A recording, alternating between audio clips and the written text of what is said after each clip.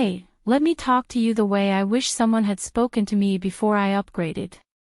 You know those moments when your setup feels like it's holding you back, but you keep pushing through because you're used to it. That was me, until I picked up the K8 Plus. The first day I powered it on, everything felt different. Not louder, not flashier, just smoother, faster, and more capable in a way you only notice once you live with it. If you're the kind of person who trusts your own instincts more than hype, this is built for you. You care about feel. You notice delays. You know exactly when a machine is helping you, and when it's slowing you down. And once you get used to this kind of responsiveness, going back to anything weaker feels impossible. Before we go deeper, check the current price and stock while you're watching this. This one moves around a lot, and catching it at the right time always feels like a small win. There's a moment every creator, gamer, or power user reaches where they realize they've outgrown compromise. For me, it happened when I was multitasking on my old mini PC, watching it choke on basic workloads. No matter how much I cleaned, optimized, and tweaked, the machine had already hit its ceiling.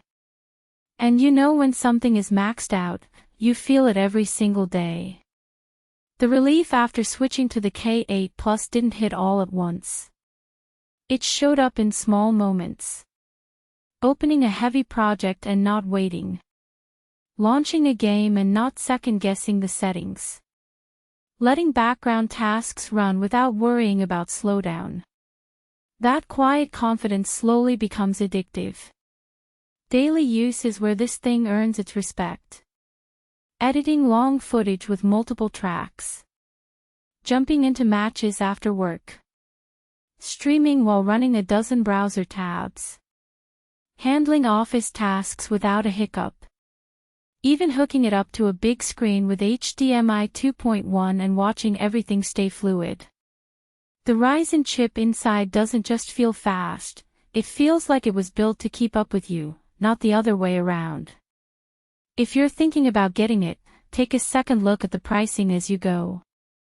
Sometimes it dips unexpectedly, and missing those small windows is the kind of thing that annoys you later. And if you're stuck comparing this to something cheaper, that's normal. You start thinking, do I really need this much power?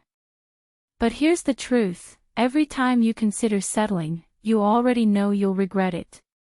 The machines you outgrow the fastest are always the ones you bought to save a little money.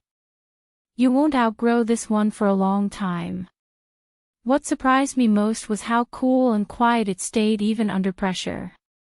You don't expect a mini PC to feel this stable during heavy workloads. But the balance of speed, efficiency, and smoothness feels like it was tuned by someone who actually understands real-world use.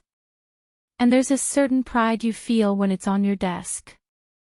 Not because it's big or flashy, but because you know you're running hardware that reflects the level you're operating at. It feels right to own something that doesn't cut corners. The performance feels immediate.